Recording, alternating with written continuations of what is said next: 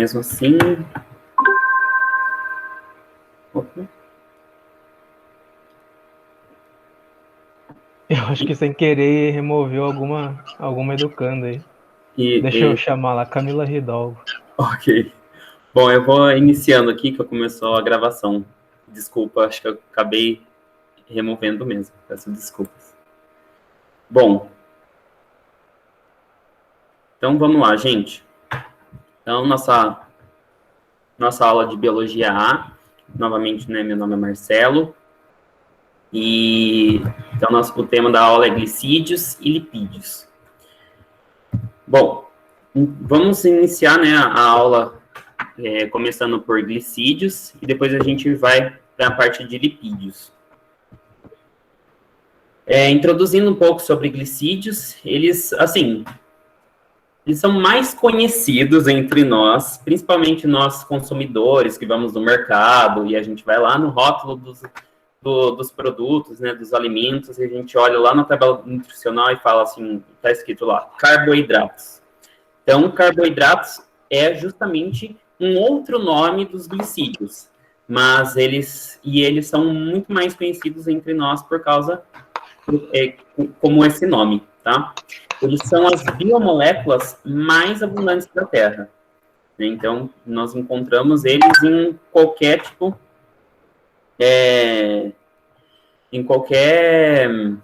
desculpa, me perdi por causa do WhatsApp. Eles são encontrados praticamente em todos os seres vivos. Todos, praticamente não, todos. Eles possuem diversas funções, sendo as principais elas a energética e estrutural. Então, os carboidratos eles podem tanto nos dar energia, como estar presentes nas estruturas de outras moléculas, né, principalmente alguns polímeros e tudo mais. Bom, os carboidratos eles têm esses dois nomes, né, porque eles são divididos nesses dois grupos, que são os polihidroxialdeídos ou polihidroxicetonas. Não se atentem muito, nossa, que nome horrível, né? Tanto a isso porque vocês vão entender mais ou menos o porquê eles têm esse nome.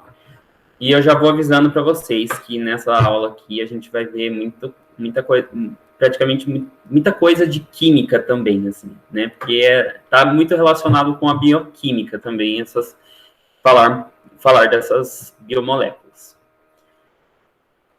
E muitos carboidratos, elas têm essa fórmula empírica, essa fórmula química empírica.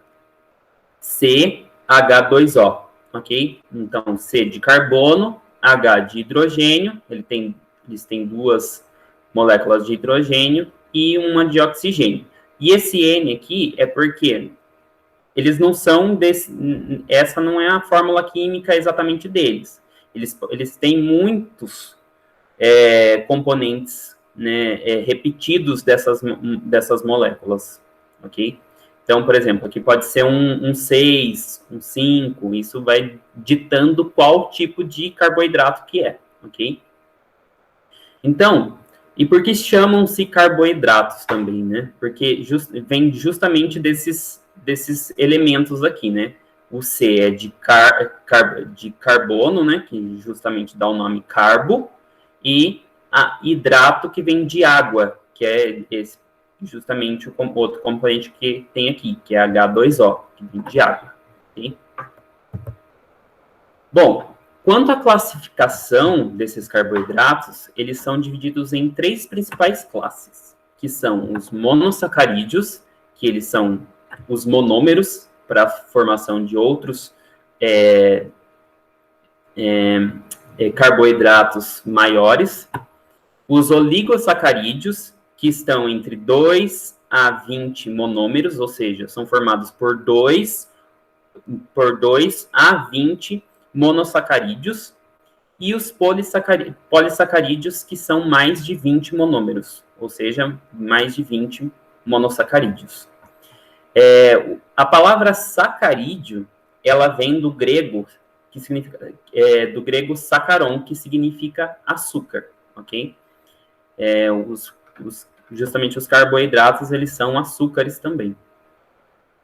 Então, eles recebem, então, sacarídeo, que vem de açúcar, e mono, que significa um, oligo, que vem de grupo, que geralmente é um grupo de sacarídeos, né? É um pequeno grupo, e poli, que vem de muitos, ok? Então, mais de 20 monômeros.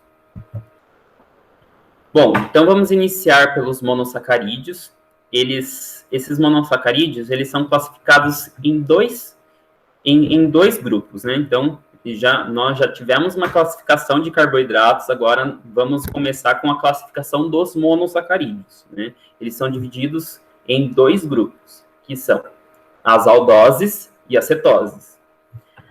A aldose vem porque as aldoses parecem muito com aldeídos. Não sei se vocês tiveram já contato com química orgânica, mas tem um grupo, né, dos aldeídos e das cetonas. Os monossacarídeos, eles têm muita similaridade entre esses dois grupos. Alguns monossacarídeos, eles têm a mesma característica de aldeídos, e alguns outros têm as mesmas características de cetonas. Então, por isso que, mas por eles serem carboidratos, eles são chamados de aldoses e cetoses, ok? E nesses dois grupos, nós encontramos monossacarídeos de tamanhos variados. Nós temos monossacarídeos de 3 carbonos, que são as trioses, de 4 carbonos, que são as tetroses, de 5 carbonos, que são as pentoses, de 6 carbonos, que são as hexoses, e até encontramos de 7 carbonos, que são as heptoses. Mas, claro que esses daí são um pouquinho mais raros de encontrar. O que a gente até vai ver mais, assim, na biologia, né, tratando na biologia, são as pentoses, que são esses monossacarídeos de 5 carbonos, e as hexoses de 6 carbonos. Aí, então, vamos começar aqui pelas aldoses, ó, tá vendo como vocês vão ver bastante química? Eu trouxe até a estrutura química desses carboidratos, para vocês, e até mostrando, né, dividindo eles na quantidade de carbonos que eles têm, para vocês verem também que existem muitos que são iguaizinhos, eles têm as mesmas quantidades de elementos químicos, porém as estruturas, elas se diferem, né? A estrutura química, né? A geometria, então isso vai alterando o tipo de monossacarídeo também, ok? Como no nosso caso aqui, né, de 3 carbonos, que são as trioses, nós temos o gliceraldeído. 4 carbonos, temos a treose, a eritrose. De 5 carbonos, o que mais, assim, vocês vão ter contato, vão ter bastante contato, é a ribose. Essa aqui de 5 carbonos. Também tem uma conhecida também, que é a xilose. Das de 6 carbonos, que, né, lembrando que essas aqui são todas aldoses, tá bom? Essas de 6 carbonos aqui, as mais conhecidas e até a mais abundante, nós temos a glicose, que é o monossacarídeo mais abundante da Terra, e também temos a galactose também, que é um aldeído de 6 carbonos, ou seja, uma hexose. Quanto às cetoses, nós temos as de 3 carbonos, 4 carbonos, 5 carbonos, e as de 6 carbonos. Desse grupo das cetoses, a mais conhecida, assim, é a frutose, né, que é a de 6 carbonos. Ela está muito relacionada com principalmente com a glicose e a galactose, como a gente vai ver mais para frente, né, formando alguns oligosacarídeos. Bom, mas qual que é a diferença, assim, nesse grupo, aldose e cetose? Bom, nas aldoses, existem tanto na aldose como na cetose, tem um carbono que ele faz dupla ligação com um oxigênio. quando esse carbono que faz dupla ligação com o oxigênio, ele se encontra justamente nas extremidades, ou seja, nesses primeiros, né, ou últimos carbonos, nesses primeiros carbonos, na verdade, aqui, ele se caracteriza como uma aldose. Agora, quando ele não está nessas extremidades, ou seja, ele está nos outros carbonos aqui do meio, principalmente nesse segundo carbono aqui, ele é uma cetose, ok? Então, assim, é a chave para vocês entenderem o que é uma aldose ou uma cetose. Bom, eu também dei uma ênfase aqui, ó, quanto à numeração de cada carbono, tá bom? Então, aqui temos 1, 2, 3, 4, 5, 6, tá? Geralmente, esse carbono faz a dupla ligação, principalmente mais na aldose, né? Na cetose, ele faz, geralmente é o segundo carbono. Mas na aldose, o primeiro carbono, geralmente, na verdade, o carbono que faz a dupla ligação com o oxigênio, ok? Já na cetose, ele é o segundo. Bom, o que acontece quando a gente coloca esses monossacarídeos em um meio aquoso? A água... acabou sumindo aqui minha imagem. Mas depois a gente... É a mesma imagem, só que é invertido aqui. Mas a gente já chega aí. Em meio aquoso, o que acontece com esses monossacarídeos? Algumas forças, né, moleculares atuam sobre os monossacarídeos e fazem com que esse grupo aqui, ó, que está com a dupla ligação do carbono, que faz a dupla ligação com o oxigênio, começa a torcer a ponto de eles começar a conectar com essa hidroxila desse último carbono aqui. Então, eles se contorcem a ponto de começar a se interagir. A hora que eles começam a se interagir, eles fecham um círculo, um anel. Então, isso é uma característica que acontece em monossacarídeos, quando eles estão em um meio aquoso, quando a gente coloca eles na água, acontece isso. Só que durante esse processo, pode haver a formação de duas estruturas. Às vezes, esse H aqui está aqui no lugar desse OH, ou esse H, ou está nessa conformação aqui, como mostra na figura. Quando esse H está aqui em cima, ele é alfa. É que a imagem acabou apagando aqui para mim, não sei se apagou para vocês também. Quando esse H está para cima, então ele está na conformação alfa. Então, quando esse H está para baixo, ele está na conformação beta, tá bom? Isso é muito importante justamente para as ligações glicosídicas que a gente vai ver mais adiante. Bom, quando eles formam esse anel, na verdade, eles podem formar dois tipos desses anéis. Pode ser eles podem formar uma piranose ou uma furanose, tá? Então, é quando esse anel é formado assim por 4 carbonos e esse oxigênio em cima aqui, tá? Nessa ponta de cima. Então, elas têm a mesma estrutura, não que eles sejam um furano, tá, gente? Eles têm uma estrutura similar à de um furano. Então, mas como ele é um carboidrato, ele se chama furanose. E quando ele tem a mesma estrutura de um pirano, ele é uma piranose. A glicose, por exemplo, quando acontece esse processo com ela se transforma numa piranose. Aí até o nome acaba se tornando, não que ela deixa de ser uma glicose, mas ela passa a ter um nome diferente, que é uma glicopiranose.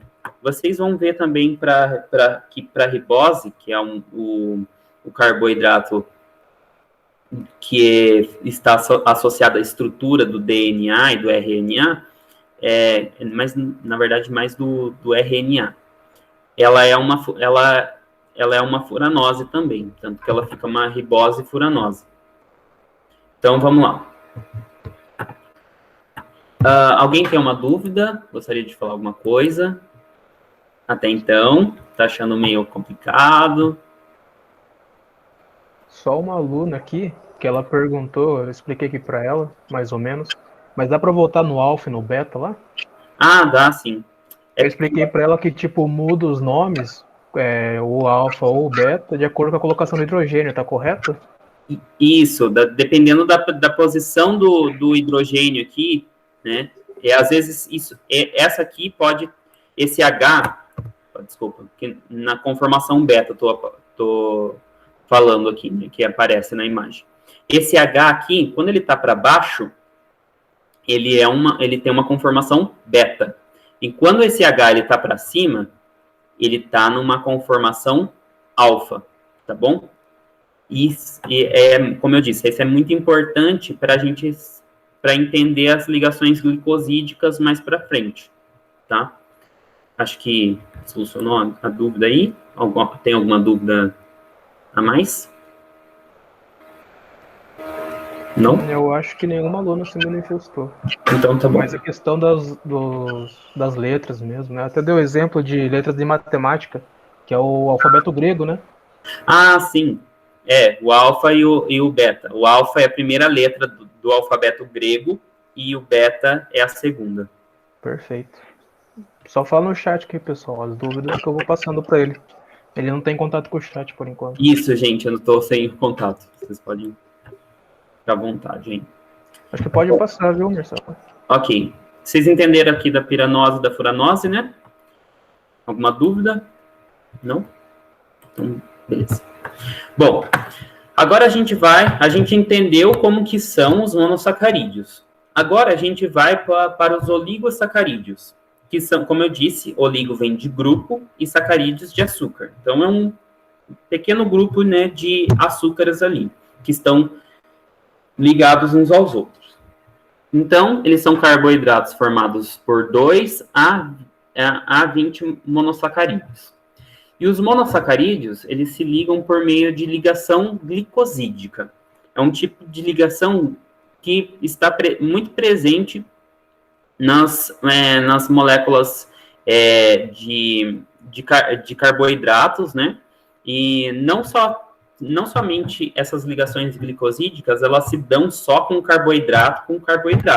Elas podem também ser realizadas entre carboidratos e outras moléculas, como, por exemplo, no DNA, né, nos nucleosídeos e nucleotídeos, existem as bases, fazem ligação glicosídica entre a ribose ou a desoxirribose.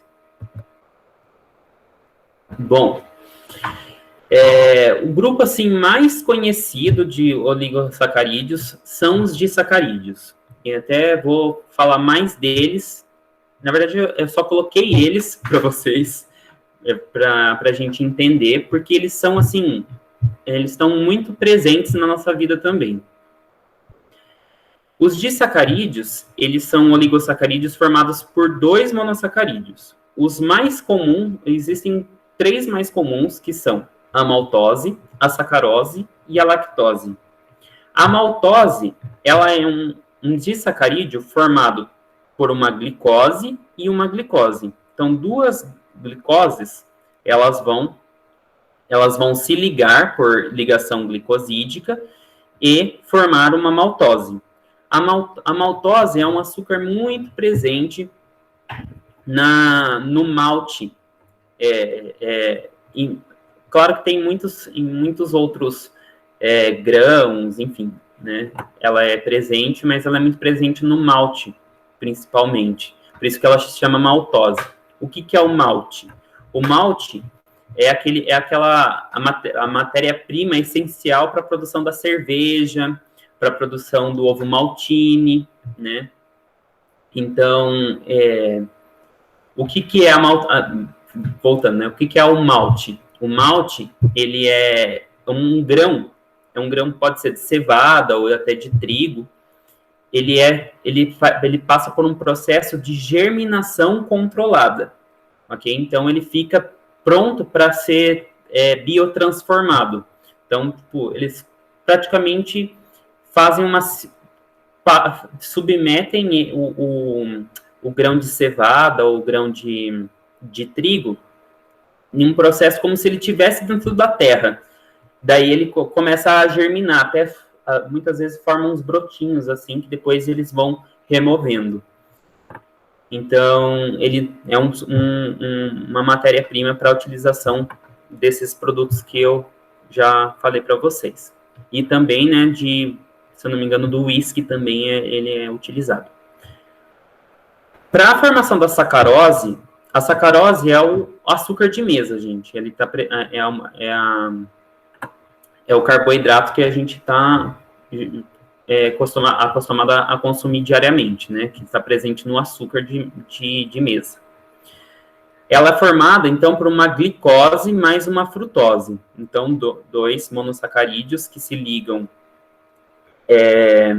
por ligação glicosídica e formam a sacarose. Quanto à glicose e a galactose, elas formam a lactose. A lactose é o principal açúcar do leite, tá? Tem algumas pessoas que até são intolerantes à lactose. Por quê? Porque eles não têm as proteínas, né? O que nós chamamos de enzimas, que conseguem romper essa ligação glicosídica entre a glicose e a galactose. E aí o nosso corpo acaba não consegue absorver essa lactose aqui, esses dois monossacarídeos. Aí o que acontece? Essa lactose vai para a nossa microbiota, né, onde nós temos os micro-organismos, né, do intestino, e eles acabam consumindo essa lactose, formando gases que acabam gerando dores. Então, isso é que acontece com as pessoas que são intolerantes à lactose. Bom, agora falando um pouco sobre a ligação glicosídica em si. O que acontece? Para a formação da ligação glicosídica, esse grupo hidroxila aqui, que é o OH, ele se interage com H, né, da hidroxila do outro monossacarídeo. Aí o que acontece? Eles se interagem e formando água, e essa água acaba saindo desses dois grupos. Aí acaba faltando esse carbono aqui, acaba precisando se ligar com alguma coisa, porque acaba levando elétrons.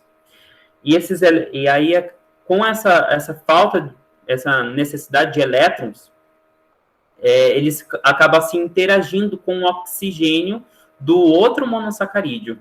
Então, acaba formando essa ponte. Esse oxigênio acaba formando uma ponte entre esse carbono aqui com esse carbono aqui.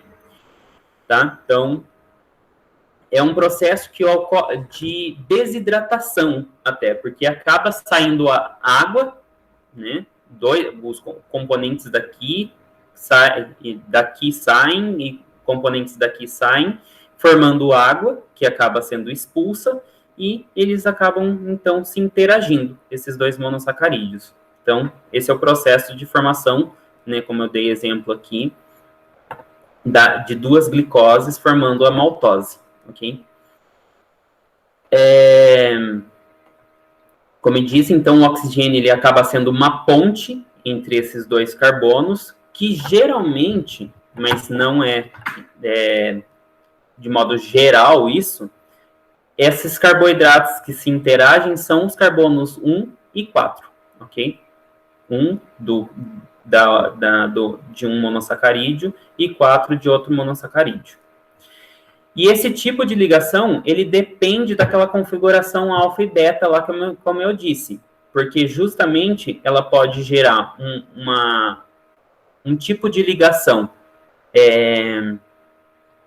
Por exemplo, se interagem duas betas, acaba gerando um tipo de ligação glicosídica do tipo beta.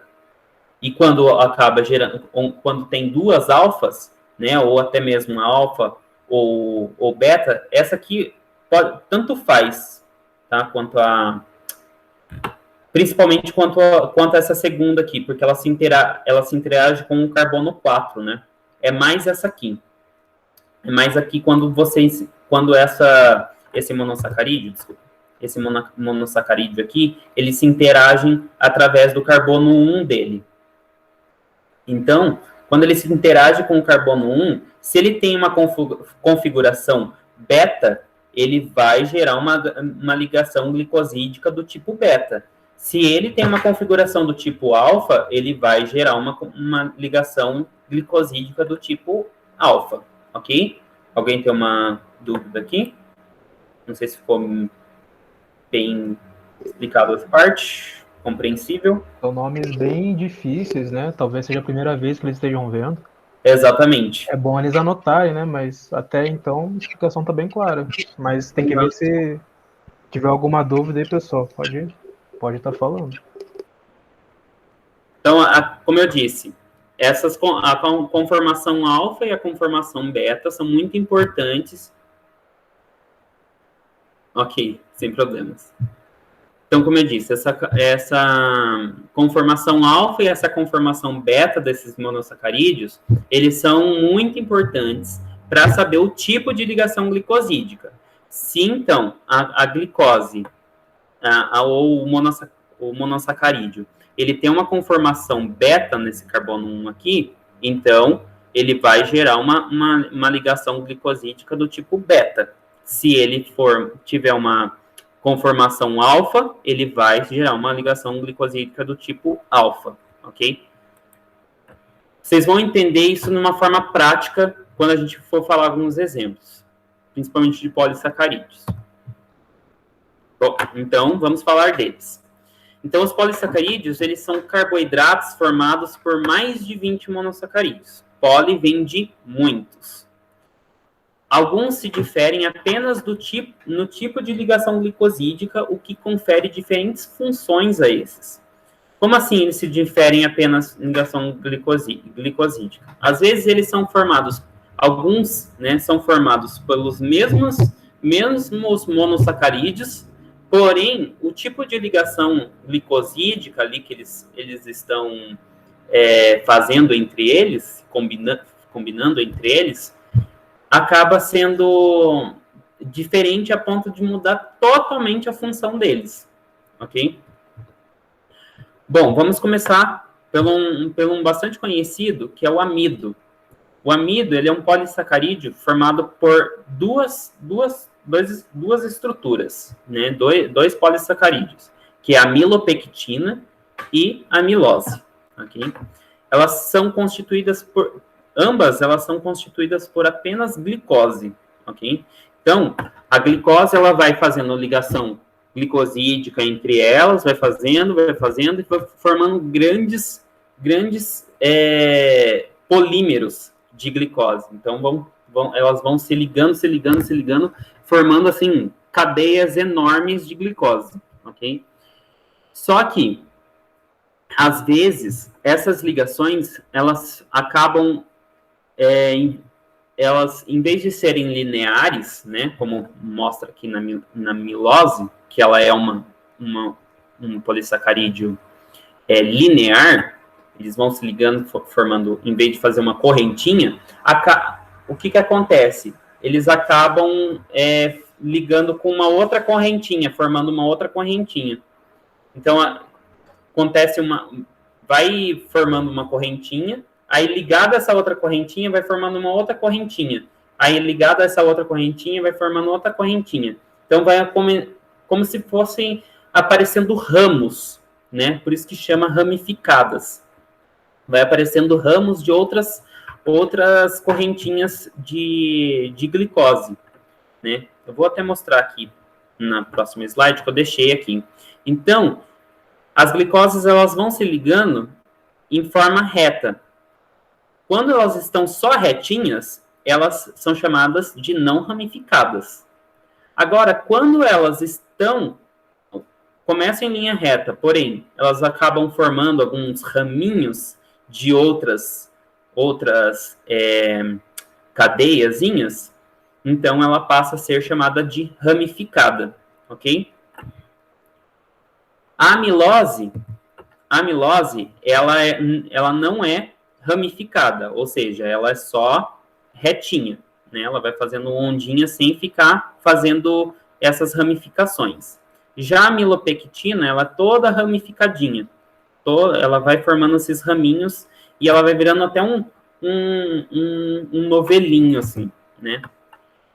Nessas estruturas aqui, nós temos as ligações glicosídicas alfa 1,4, né? Porque são glicoses de configuração alfa, ok? E por que 1,4? Porque é o carbono 1 dessa aqui e o carbono 4 dessa aqui que estão se interagindo, tá bom? Aí acaba acontecendo algumas ramificações, né? Mas daí elas acabam se interagindo por outro carbono de outro monossacarídeo. Daí essa aqui acaba o carbono 1 acaba se interagindo com o carbono 6 da outra glicose, tá bom? Então, vai formando uma ligação glicosídica agora do tipo alfa 1,6, tá bom? Alguma dúvida, gente? Só lembrando, professor, que nossa aula vai até 10h30. Aí não sei se os alunos topariam mais um slide e até 10h35. Ah, gente, verdade. Vocês que mandam. Depende do cansaço de vocês aí também.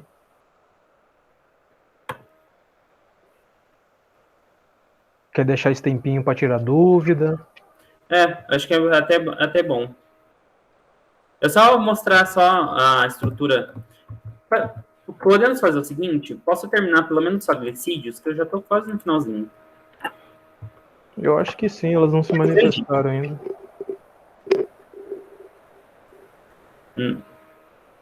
Bom, eu vou continuar, qualquer coisa eles podem assistir depois.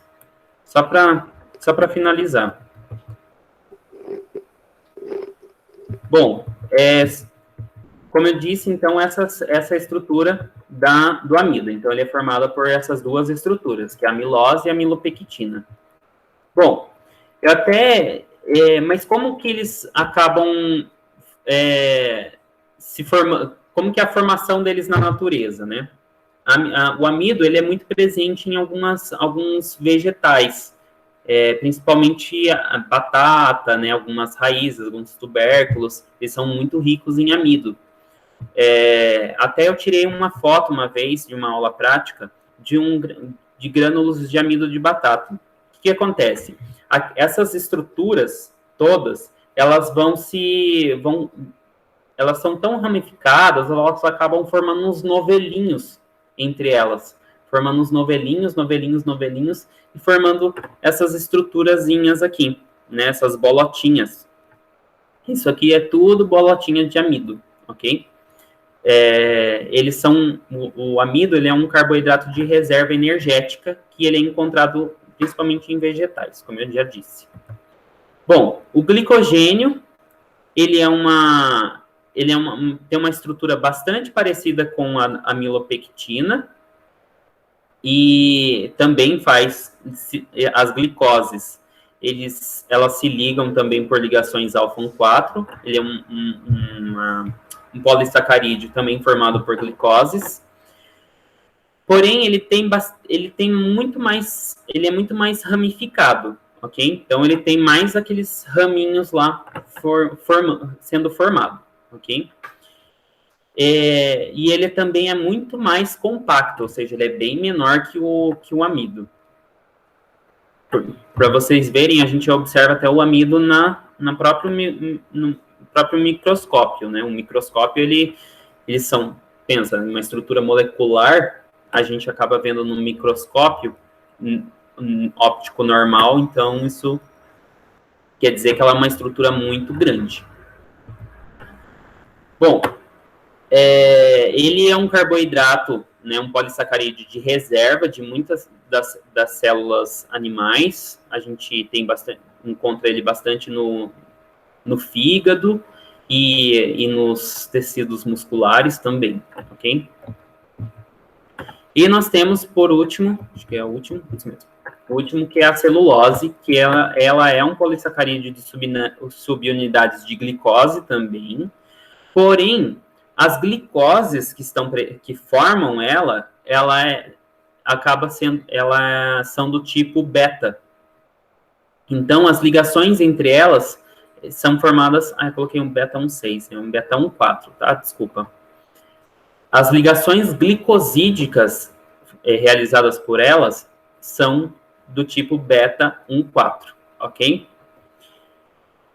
As glicoses, elas, como eu disse, elas apresentam a conformação beta e ela é um carboidrato que está presente nas paredes celulares de células vegetais. Eu esqueci de falar que o glicogênio e o amido, eles são carboidratos de reserva energética. A função deles é nos dar, armazenar a energia para a gente gastar elas depois, entendeu? Os vegetais gastarem essa energia depois, ou até fornecerem para outros seres vivos. Então, porém, a celulose, ela não tem essa função energética. Por quê? Porque a gente não consegue romper esse tipo de ligação beta. Nós não temos as proteínas necessárias que realizam que quebram essa ligação e a gente consiga consumir a glicose sozinha, entendeu? Então, ele é um carboidrato que ele é mais utilizado nas paredes, ele é presente nas paredes celulares de vegetais, porque eles têm uma estrutura bastante rígida e que dá proteção para a célula. E ela é uma substância fibrosa, ou seja, né, ela não consegue ser digerida pelo nosso intestino, né, a gente não consegue digeri-la. Ela é bastante resistente e ela é totalmente insolúvel em água, diferente dos outros que são solúveis em água, ok? Bom, ficou faltando só lipídios, então, para finalizar. A aula está sendo gravada, eles podem assistir depois e podem me procurar também para tirarem algumas dúvidas. No caso, a gente divide em 2 semanas, né? Você pode finalizar na próxima segunda-feira, se desejar. Verdade. A gente finaliza a gravação hoje, disponibiliza a primeira parte, envia para eles, e daí na próxima segunda você pode estar finalizando também. Legal. Algumas coisinhas. Ok. Alguém tem uma dúvida, pessoal?